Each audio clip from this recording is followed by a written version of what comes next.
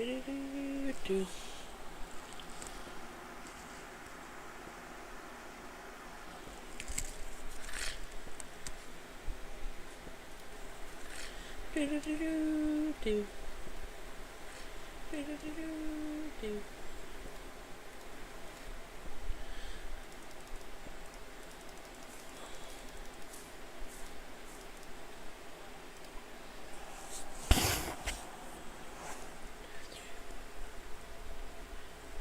4, 8, 12, 16.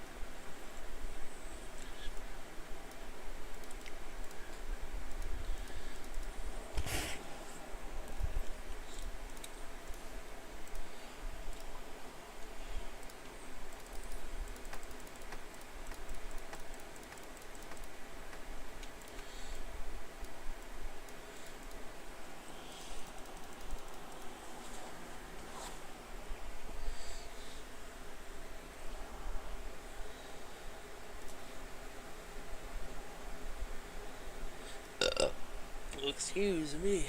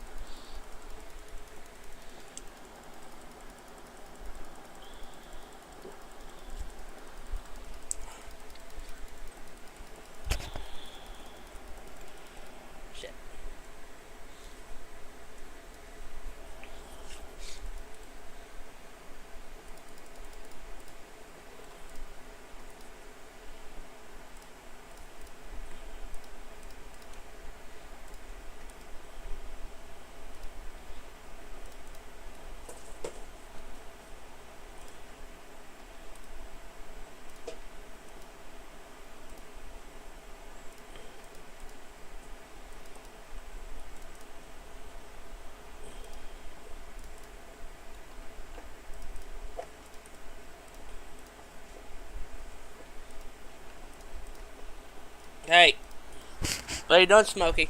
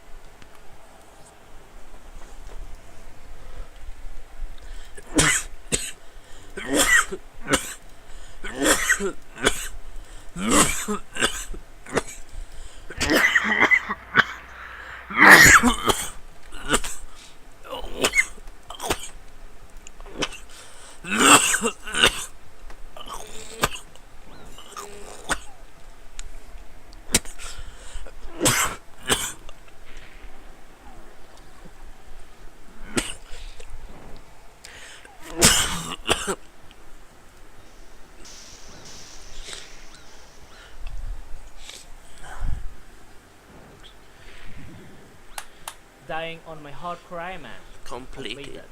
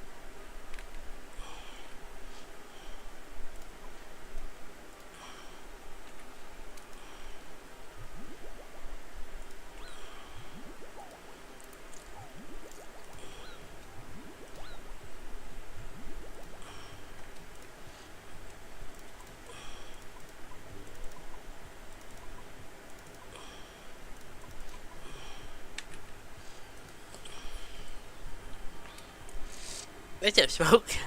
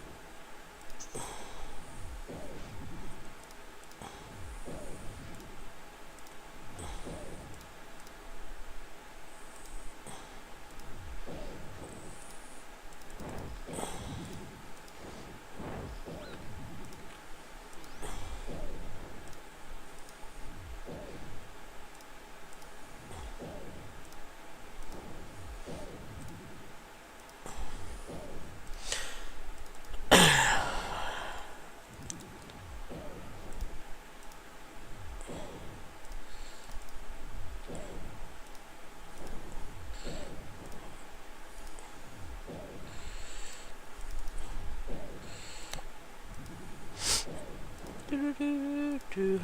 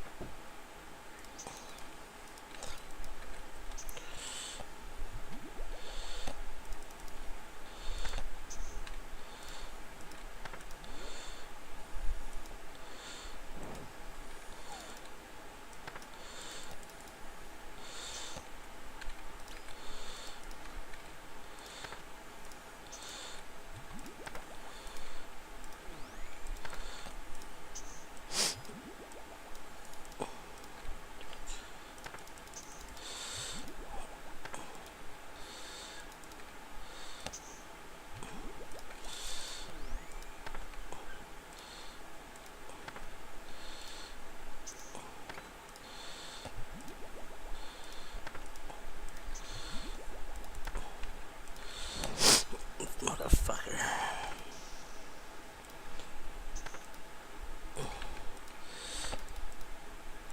Hate this fucking.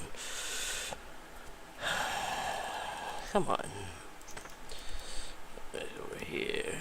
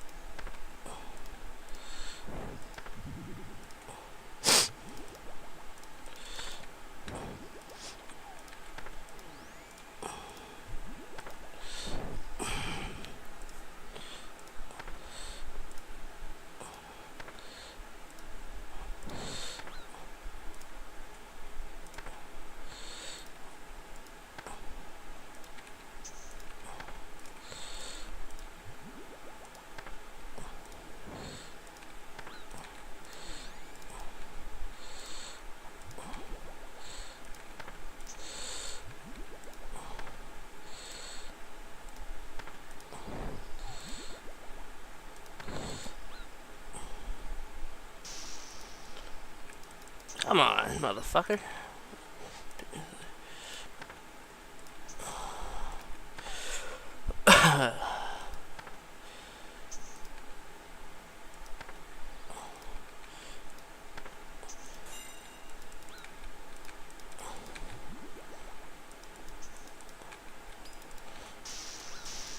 Son of a bitch.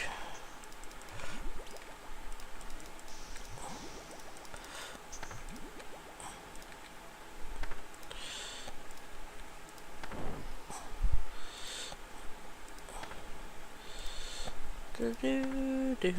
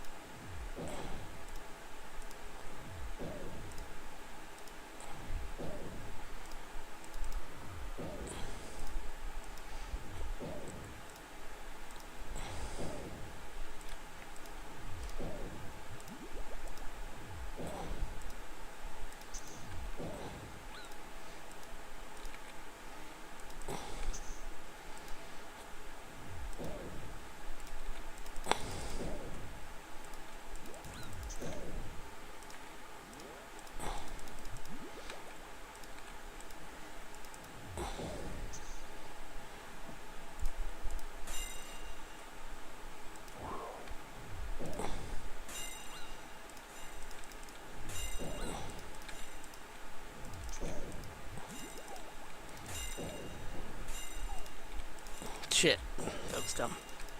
Oh, fuck. Thank you. Fucking. Fuck.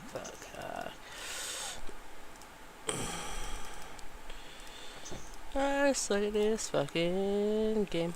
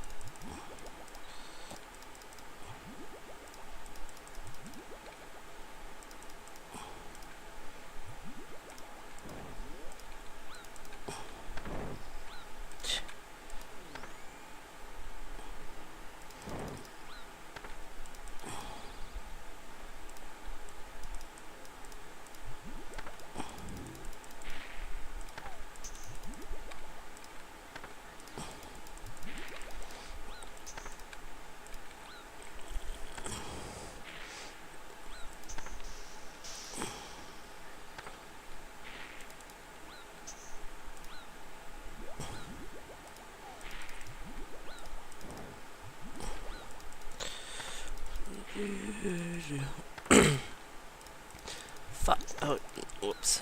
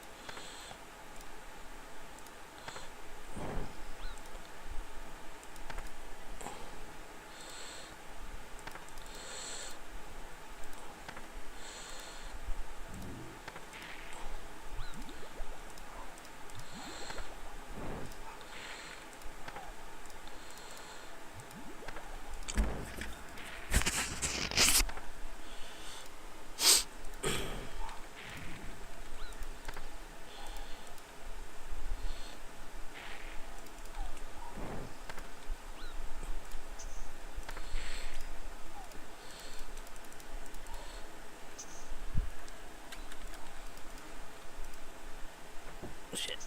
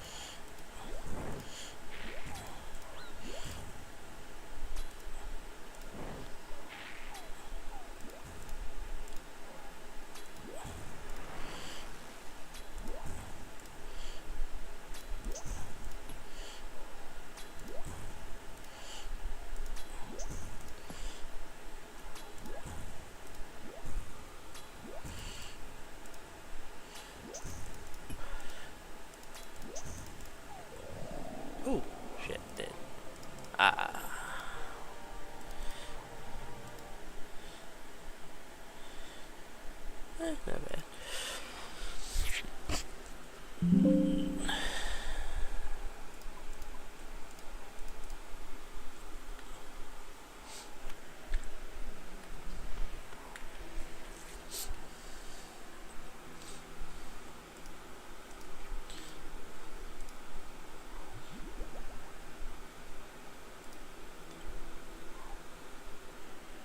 Ah, fucking retard.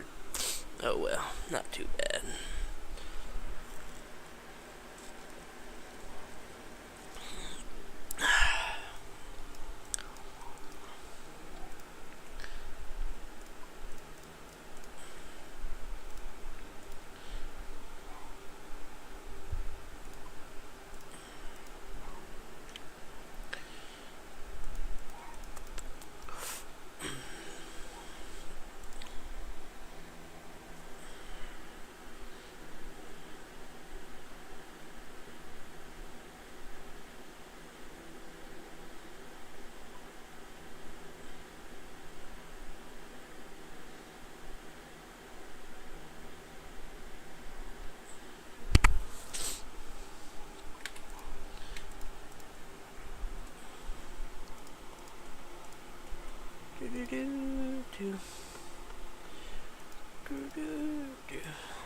Let's see. Districts unknown. Oh, fuck that.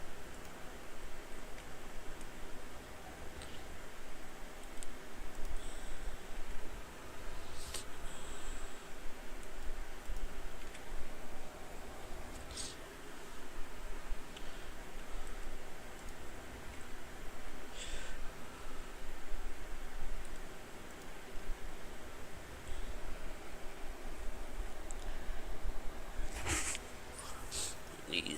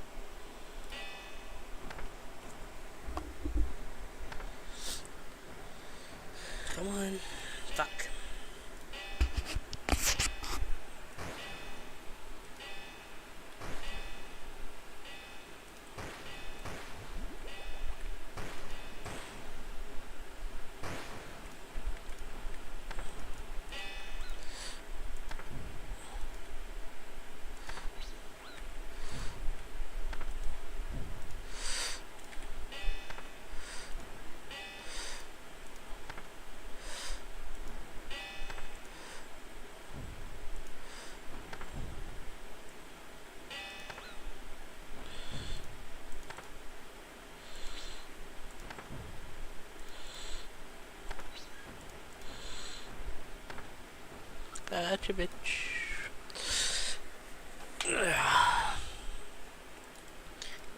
Load.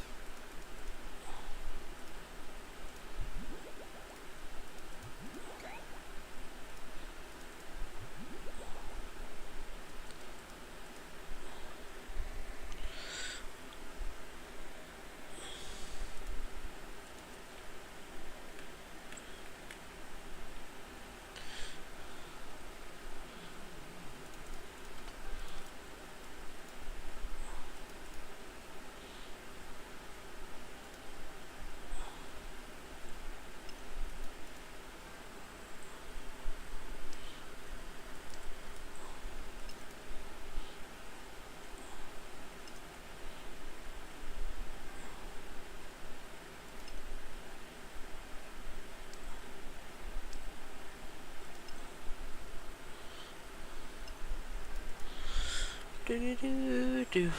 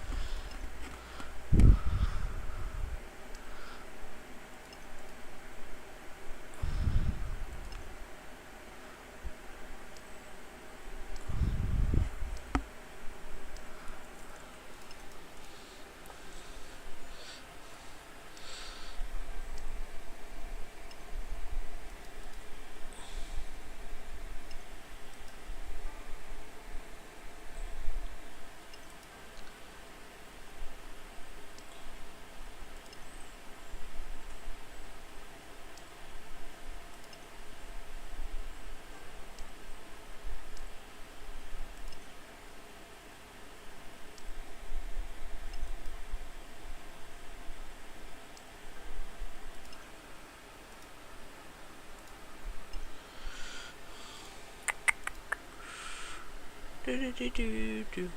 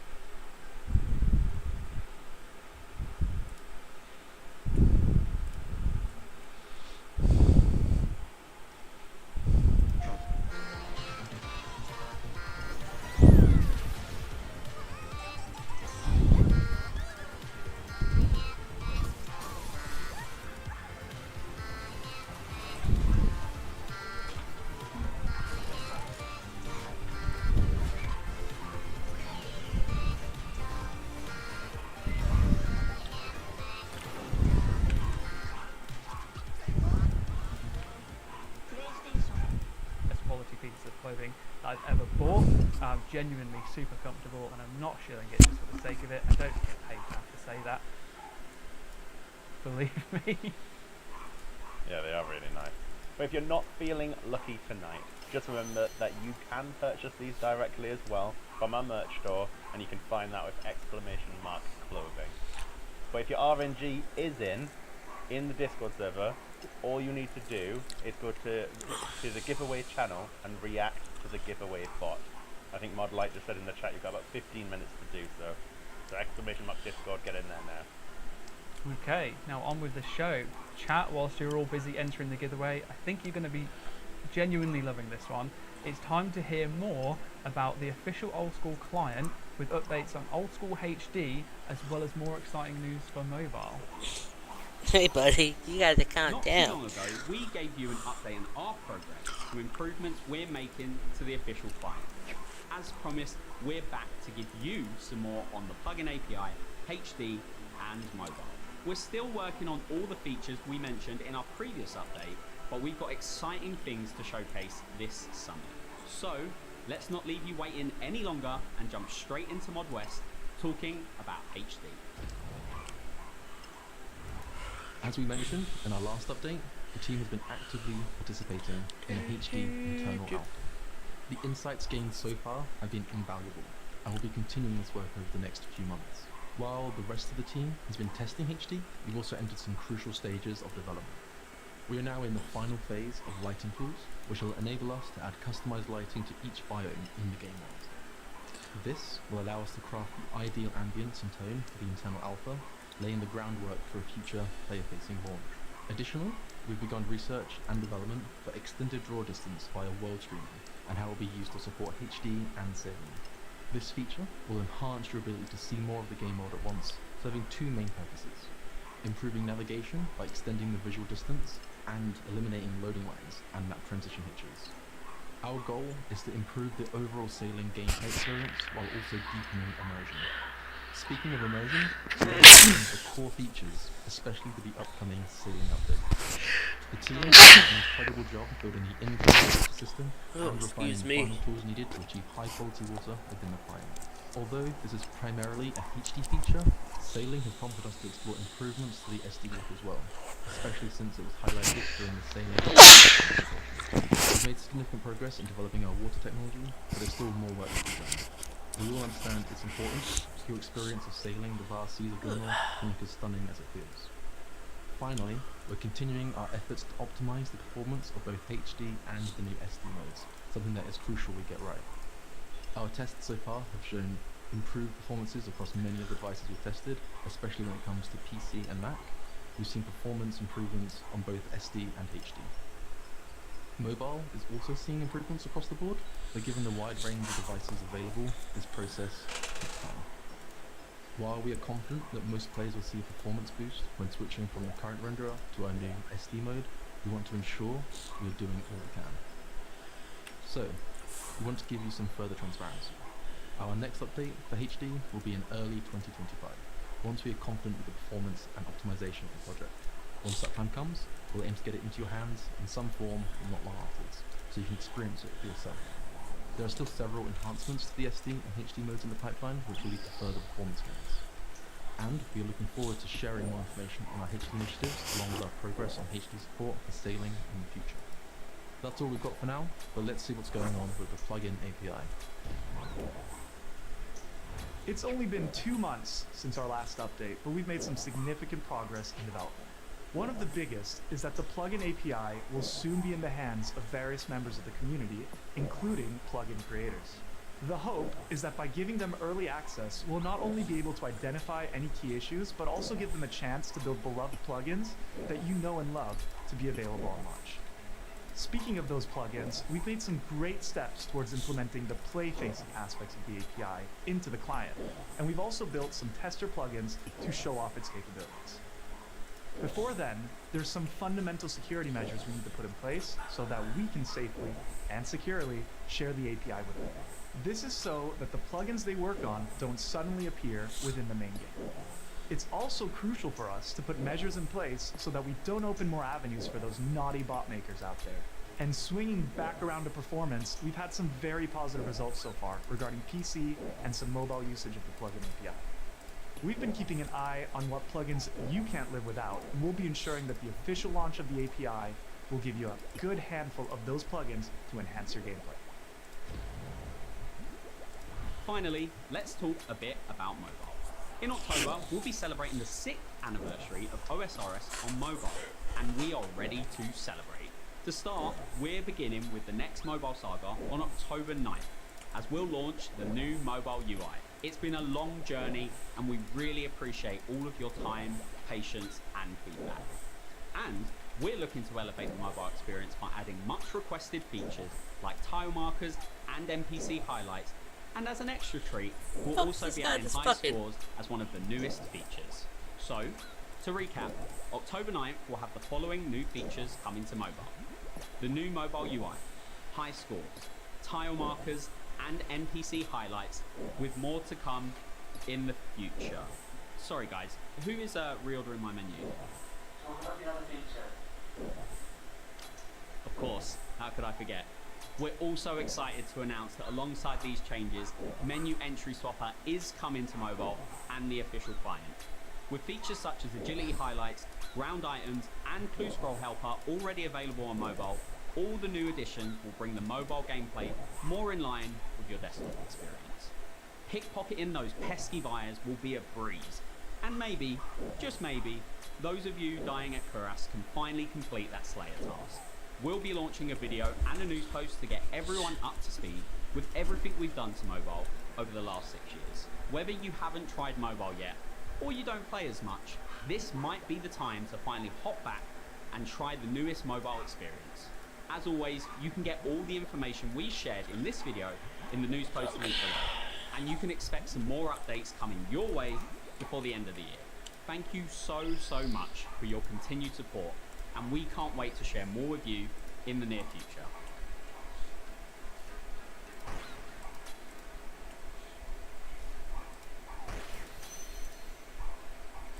Wow, there are so many awesome updates there, especially for mobile, the plugins.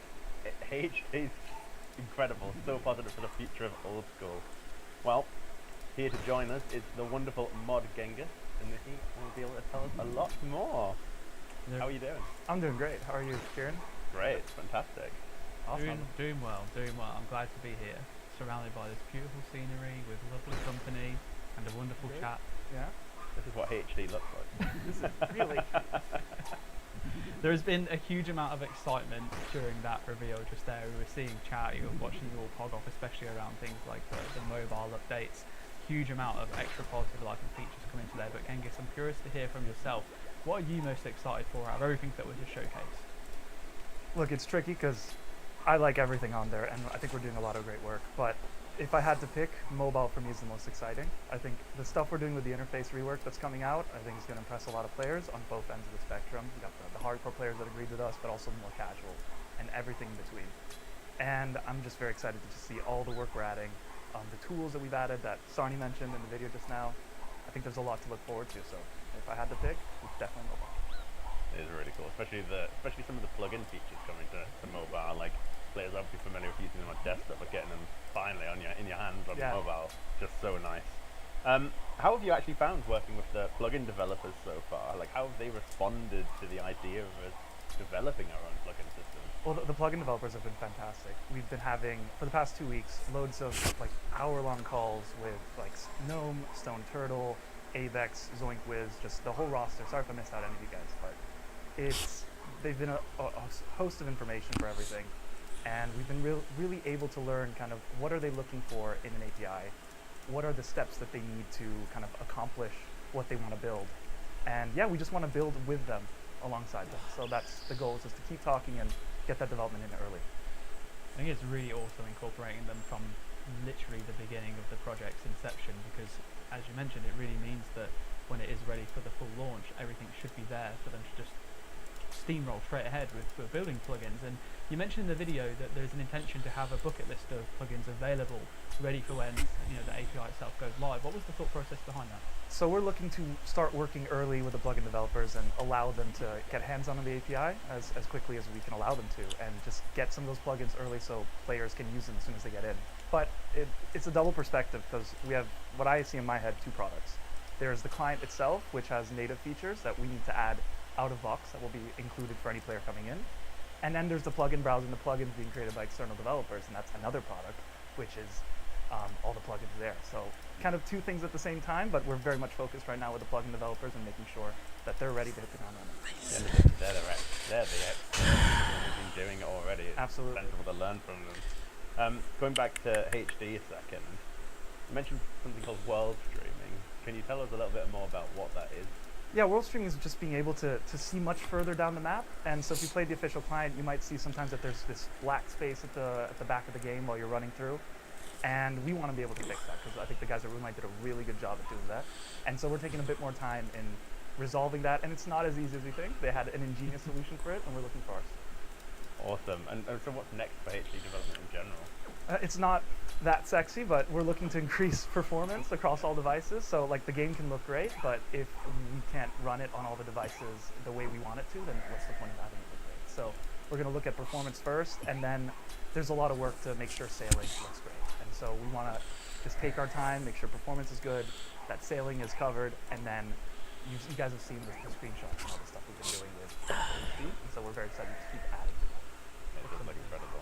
Even just like the early concepts of water and the different water textures that are on there that were showcased just in the video alone, I thought looked absolutely amazing. And that's not even final product yet. So it's just so cool to see it. It makes the game look completely different, but it's still so familiar, which is what I love especially about it, that it's not completely revamping, it is just modernizing, updating, and still having that true old school feel. I think the art team have done a great job of making sure they capture that absolutely forward.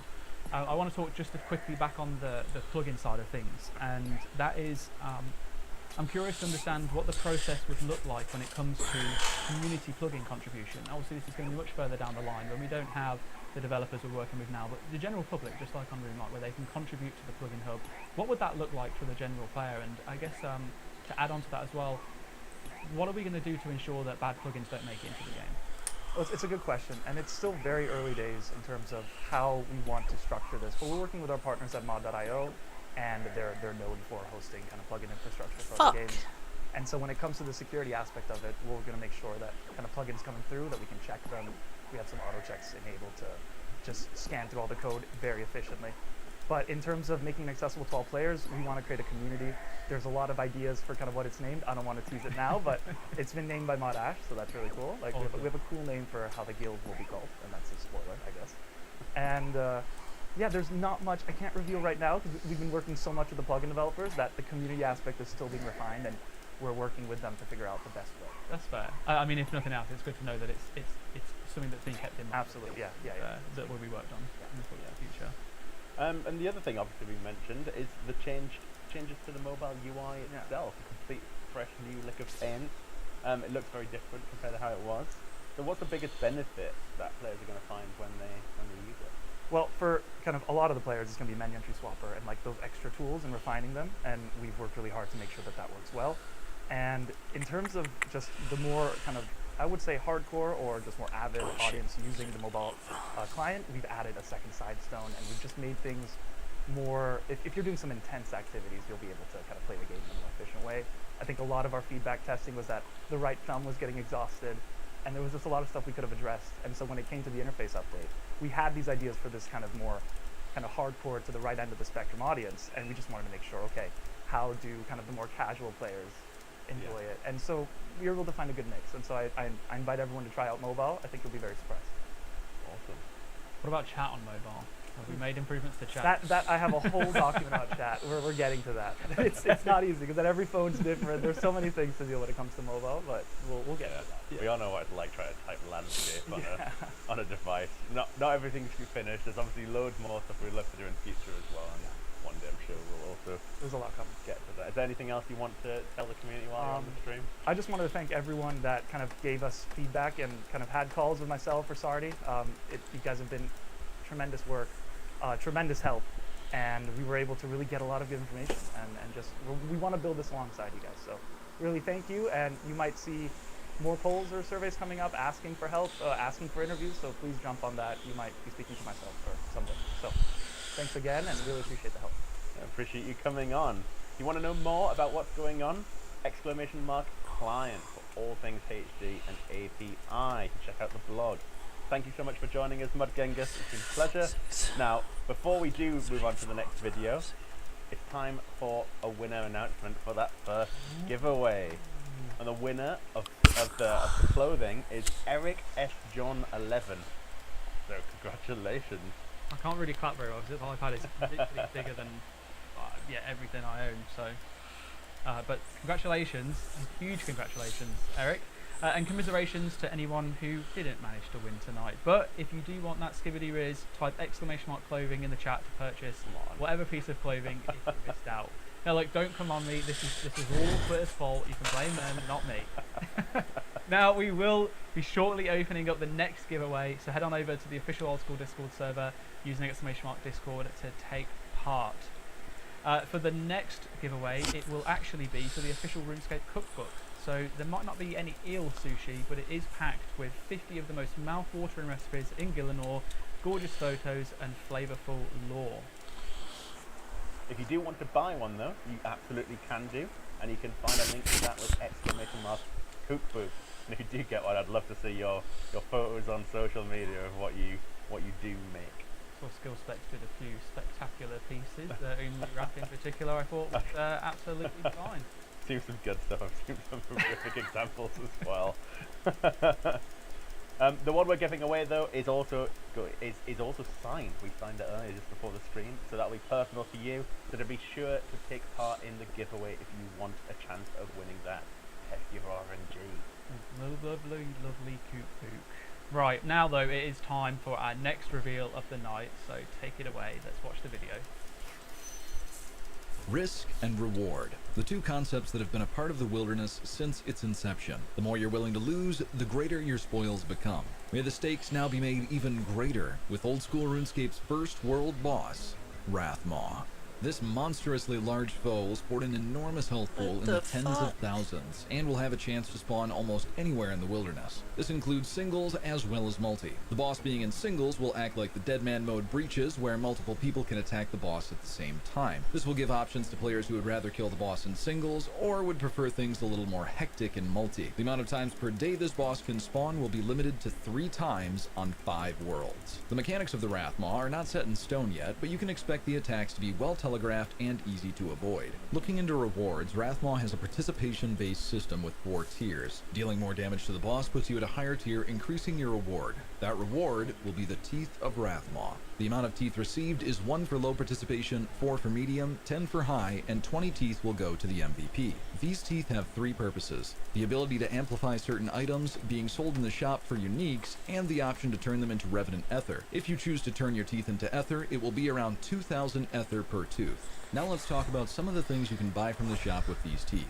The Amulet of Wrath. This amulet costs 1 tooth and is fairly straightforward, giving the stats of an Amulet of Glory while also having a 15% damage boost to the boss itself. Additionally, you'll be able to use the check option on the amulet to see where the boss's location is if one is active in the world. To charge the amulet, you'll need to insert 5,000 Revenant Ether inside to make it work. In PvP, the amulet is always lost on death, with 3,750 of the Ether going to the PKer and 1,250 Ether disappearing. There's also going to be a new teleport tablet in this shop. These teleports cost 1 tooth for 5 tabs and give the special ability to tele anywhere in the wilderness. Yes, even beyond 30 wild. However, you'll need to have been out of any form of combat for 20 seconds, and the animation for this teleport is about 5 seconds long, so if it gets interrupted, you'll be out of luck. Finally, before the big rewards, let's go over the Blighted Saradomin Bruise. I personally have always held the opinion that the only time you should be losing money in the wildy is if you die, not from the use of supplies. Blighted items in the past have helped greatly with this, and so the Blighted Bruise are here to keep that trend going. Let's get into the amplifiers. The teeth have powerful energy, with 1,000 of them being used to make an amplifier that combines 2 of the same weapon, giving them a special effect. There are 3 weapons that will be eligible for this amplifier. The Armadyl Godsword special attack will go from double to triple accuracy. The Dark Bow gains an increased attack speed as well as losing its max hit cap, and the accuracy of the Volatile Nightmare Staff spec goes from 50% to 150%. Other notable amplifications would be the combination of the Tome of Fire and the Mage's Book to give a hybrid version that gives 18 mage accuracy, 2 mage damage, as well as the Tome of Fire elemental boost. There's also the Trinity Ward, a Malediction Ward, Odium Ward, and whatever this thing's called, all combined together to make a formidable item for tri-Bridding. Well, that just about does it for everything on the Wildy World Boss. As always, my name's Poison Potion, or PP for short, and you'll probably be seeing me at the Wrathmaw, slowly waiting for your health to deplete, so that I can pull out my D-claws and end your life. Never trust me.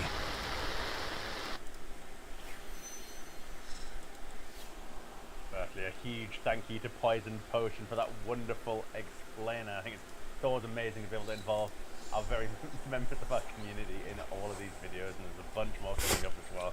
Awesome. Wrathmaw's a real first for us, and unlike anything we've really ever tried to pull off in the main game before, which is really exciting. But there's a lot to unpack, so Aiza, where do we start? Well, luckily we're not alone, as we are joined by the amazing mods Mankt and Daizong, who will both be here to help us unpick the nitty gritty. I'm super excited for us to be trying something like Wrathmaw. A world boss is pretty bat chest, and I think putting it in the wilderness is also a great place for it. I want to ask though, why do you think now is the right time for a wilderness world boss especially, and what makes Wrathmaw a good fit for old school? Yeah, so I think we take this. So I think the thing is, the aim for this here is Dying on my hardcore provide Ironman. a new hotspot Completed. in the wilderness. The player can take regular schedule time in for this hotspot, and also, with back to the Deckman time, we found that the player has been quite enjoy the Deckman bridge. So we got this idea there, and then we start taking some design as a reference from the Deckman bridge, and then we're changing it and balancing it to make it fit for the main game wilderness. And also, we want to make this encounter to be easy access to the player, so if even the mid-tier player can do the fight and earn the reward there, and then as long as they can do the player protected. Awesome. That sounds really, really good. I love the idea of it being restricted to a certain number of worlds as well, so that you know that there's going to be activity there. I think one of the things that many people think of when it comes to wilderness is that it's super scary. There's a risk of dying, and it's true. It is definitely the case. But imagine, just like it was in Deadman, if you played the recent Deadmans with the breaches, there are so many people there. It's almost impossible, especially in the singles areas, for anyone to actually target you out and kill you. So if you're in mass, then you're pretty much going to be relatively safe, I would imagine, to some degree. There's obviously always a risk there, and the fact that, as Daizong said, it's accessible to everyone means that you always have a chance to be able to get rewards, and the rewards seem pretty good overall. I will just caveat before we go into anything else that the rewards are the one area that aren't going to be polled at the end of the show tonight. We do want to discuss them in a lot more detail with you, the player base, to really get the details of them nailed down and make sure that they're right and that they're something that you're happy with. So expect a whole bunch of huge consultation around those. I'll stop yapping now. Yeah. With all that said about rewards, we're obviously taking quite a different approach to rewards compared to what we do in most boss encounters.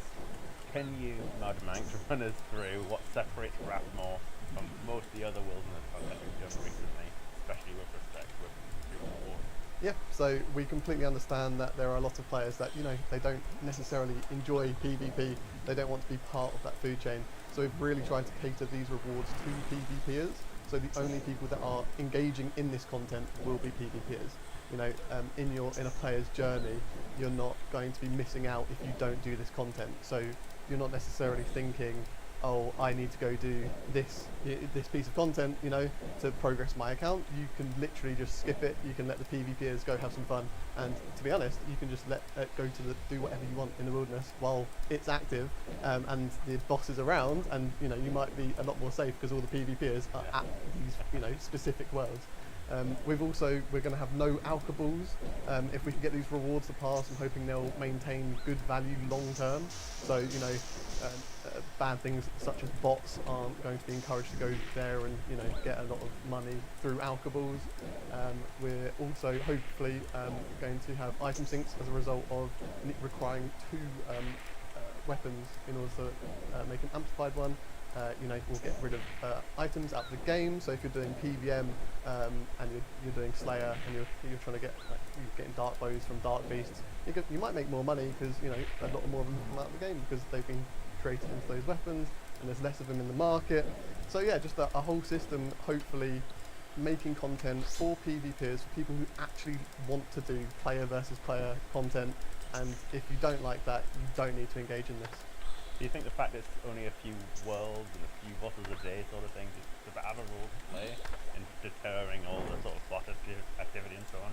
Yeah, I think it will just make it make it a lot easier for the anti-cheating team to monitor for a start. A bot might be able to try and go to do one event and then they're very easily going to be caught out and they won't be able to do it again. So it'll be very hard to reproduce.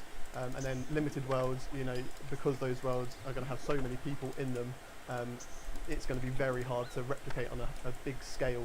To have a lot of accounts doing one piece of content, you're going to have to be focusing, and it's only real players that are going to be able to do the content.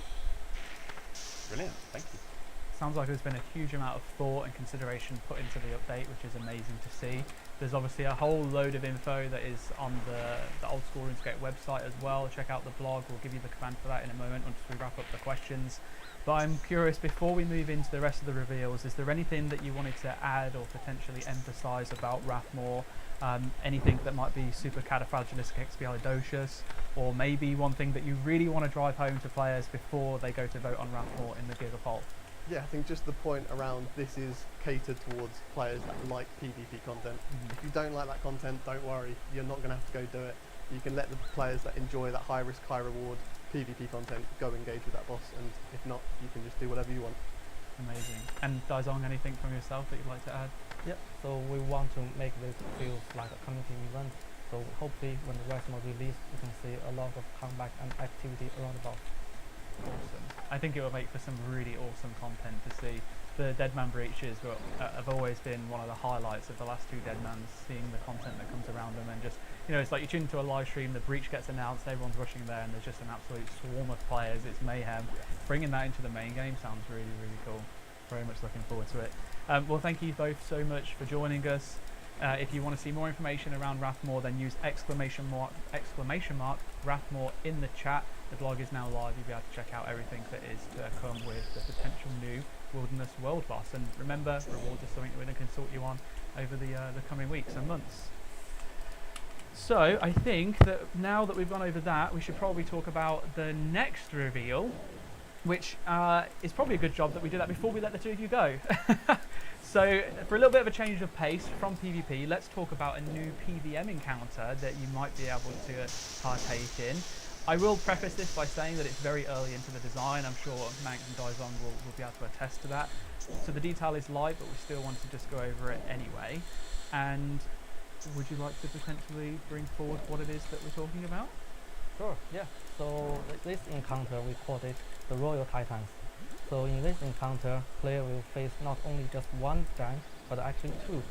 And they are actually the Edric, the Ice King, and Brenda, the Fire Queen. And yeah, so we are actually trying to design a double giant boss fight here. It's finishing off that sort of set. We've got the Hill Giant boss, Obor, we've got the Moss Giant boss, Briar, and here we're bringing in two Royal Titans, the Fire Giant boss essentially, and the Ice Giant boss. That sounds awesome. That is pretty damn cool. Eldric the Ice King and Branda the Fire Queen. Looking forward to that. Modmac, what types of players would this encounter be for? So this is probably for someone, they've gone to Scurious, they've learned how to do their prayers, they've got a newfound confidence, they've gone and got a fire cape, so they're, really excited, and they're thinking, what do I want to encounter next? And this might be like a perfect place for them to go practice their skills at. It will primarily be focusing on changing your gear, so gear switching. We'll be trying to teach players that, so they can further progress into more late game content later on in their journey. Awesome. I mean, Scurious was super well received when it came out. I know a lot of players, when we first talked about it, were a bit dubious of it being a more low-level boss, but actually the accessibility to it and the fact that it taught you some really core foundational mechanics in old school RuneScape combat was so welcomed by everyone. And I think even the fact that even now today people are still commenting on how good it is this being the next step up from there, teaching you another set of core fundamental mechanics in gameplay, really is just going to help enhance everyone's knowledge so that we can, hopefully, I imagine, the aim is to get as many people towards endgame PVM as possible. Because the more people we have at endgame, the more reason there is for us to develop endgame content as well, right? Yeah. Absolutely. It's felt like a big gap for a while, and I think we've done recent content, and this really helps to sort of finish off really fleshing out that space. I think it really helps, and this focusing on more on like gear switching will also complement really well what Scurrius does and what Perilous Moons does and so on. So that is really exciting to see. Where's this content going to be, however, who are these people? Where have they come from? Typical, they're not really question. people, Yeah, so we want the combat encounter to be happening in Ascania Ice Dungeon, and it's starting from, there's a group of fire giants. They are from the volcano in the northern Karamaja, and they are leading by the Branda, the Fire Queen, and they want to expand their territory to the east through the Ascania Ice Dungeon, and apparently the Ice Giants there weren't happy for that, so they decided to summon Edric the Ice King to help to defend them. And then we have our adventurer, the player, who will jump in the middle there, in between the frost and the flame. And then he will start to face both the Ice King and the Fire King. I wouldn't be very happy if I was an ice giant and a bunch of big fire giants were trying to push their way into my cave. So let's absolutely get in the middle of that. That sounds exciting. I saw some people mentioning keys and stuff in the chat. We can probably confirm that we aren't going to have the key system that are present for Obor and Briar Fighter as well. I couldn't help myself after getting this. I was waiting for that. Okay, no keys, but what about general rewards? Do we have any reward ideas at this point?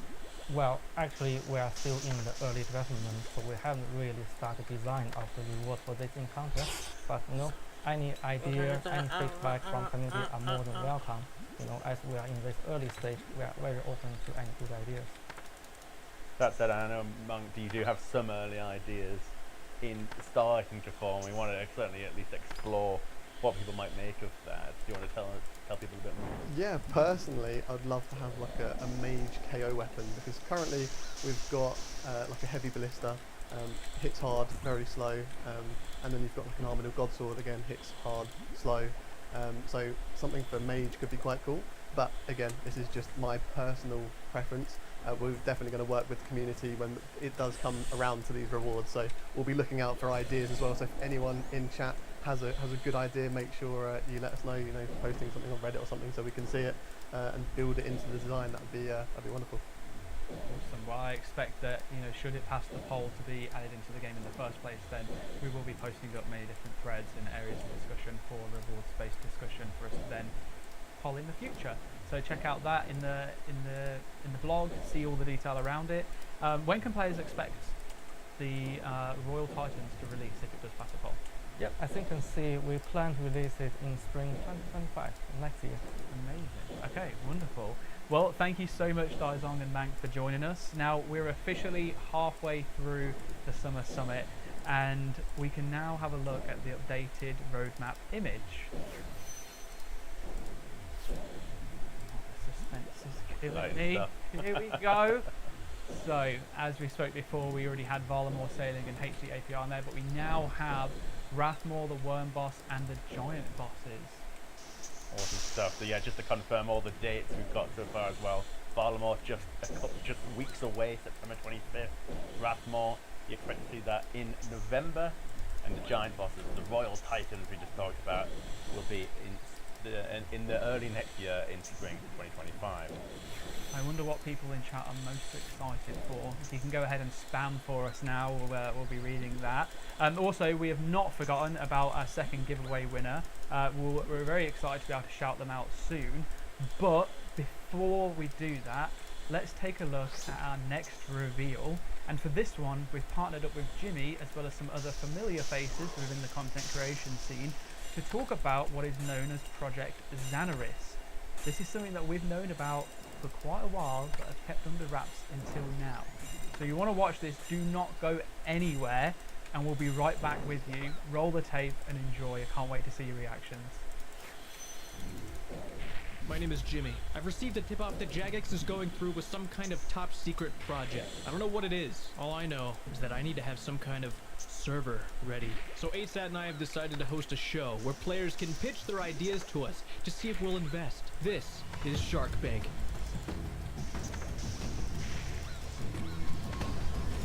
Not to get ahead of ourselves, but there's a chance this first guy's the best pitch we get all day. Yeah, this is the idea guy.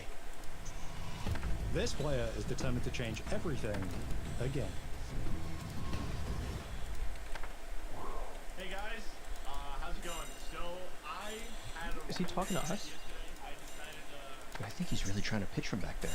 Hey, can you come closer to us, please? Move up. Did you say closer or further? There's no world in which I said further. Please move closer to us. You don't even sound alike. Come here. Is this better? You're usually really smart about this stuff. Yes, this is better. Much better. I have a really good idea today. Can you guys sit down at all? Like, is it possible for you guys to sit down?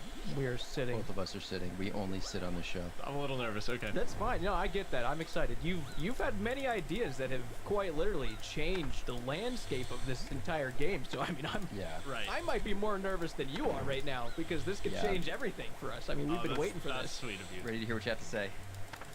How much do people usually ask for funding? Like, what did the last guy ask for? How is that remotely relevant? No. It's not about anyone else. This is about you. How much are you guys worth, like in game maybe? Like, how much money do you guys have? You know you're supposed to be pitching something to us. Imagine this. You spawn into your favorite game, old school RuneScape. I just got goosebumps. And you are only allowed to be in Mauritania. So far, so good. Keep going. The entire right side of the map. There's like that swamp area. There's like Canifis, and you have like pharaohs over there. Like you cannot leave that area. I got that part. Right. What do you think? So like a twist to that. You're also bald. Every character will be bald. Bald. Is there a reason for that? Or? Does that affect your gameplay? So your idea is locked to Mauritania and then hair. No hair. No hair, right. I thought you had something that you've been waiting to reveal for a long time. Guys, this idea sucks. You think that's it? You think I would just come here and say lock people to Mauritania and make them bald? My bad. Okay, all right. Now I'm not worried. Go ahead. You're locked in Mauritania. You're bald. But what if you also only had 1 HP? You go into the swamp and a snail sees you. 1 hit and you're done. Like it adds a lot of like help me out here, guys. Yeah, this is nightmare mode. These are 2 things you've done and everyone's watched you suffer through. This is Swampletics plus nightmare mode. What's that? I think I'd eat actual rocks before playing the game how you play it, so I'm out. I think I'm A player wants to take Fashionscape to a new level. Hi Sharks. Today I'm asking for 30 billion GP for 50% stake in my Dress to Impress server. Have you ever thought about what goal every RuneScape player has in common? Drowning out reality. escaping their horrible lives. Forgetting their responsibilities. Wasting as much time on Earth as possible. That's not really what I was going for, but sure. Alright. Sorry. The biggest goal everyone has is fashion.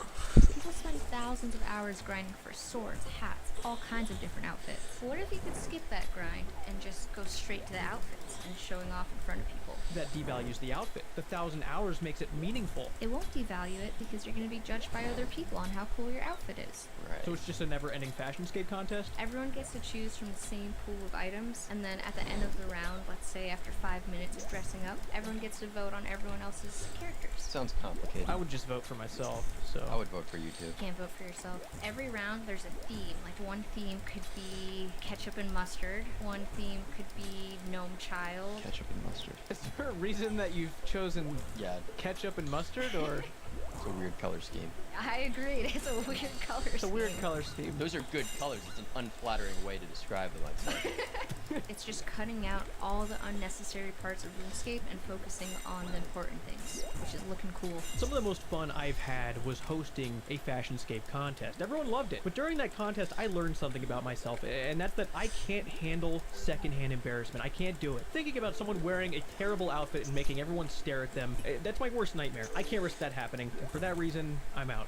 Okay. You still got another shark, don't you worry. I gotta hand it to you. You and your business partner, you did a great job. I think you're playing 5D chess in a 2D checkers market. I don't know much about it. I don't want to get my hands dirty in a field that I'm not experienced with, and for that reason, I'm out. You have a really good idea here. I'm gonna give you congratulations, because, I mean, that's a great That's so rare for idea. him. says that once a year. Once a year max. Yeah. That's almost just as good as an investment. I'm gonna save my congratulations. I'll give you a job well done. I'll give you a little gold star. Gold star. Great pitch. Up next, a PKer that could purge any other ideas. Hey Sharks, today I want to pitch to you the only server that you will ever need. A purge server. I'm looking for an investment of 350 million GP to make this stream a reality. Okay. The server behaves like normal, but one night a week, PvP is enabled everywhere, and rare drops are guaranteed from every single boss. This will mix the thrill of PvP with the excitement of PBM, kind of like Deadman mode, but in a much better way. Dying during the purge results in you losing your entire bank. My entire bank. I don't like that. If you get a rare drop, you cannot log out for 30 minutes upon looting this drop. Okay. A lot of players aren't really a big fan of the whole, losing my whole bank when I die thing. Yeah. I'm not seeing a lot of promise here. There are hundreds of people that play Deadman mode, so there's people into it, yeah. So we're looking at a market of potentially dozens of people. Hundreds. Okay, hundreds at best. If you die during this purge, you also lose your entire bank on the main game, and it just is funneled directly into you, the investor's bank account. We get all their items on the main game if they die in our server. All of their items on the main game. You think people will agree to that? If they don't read the terms and conditions, then Essentially, you're attempting to prey on the player base. yeah. And you do realize that this show is being broadcast publicly to many people, including most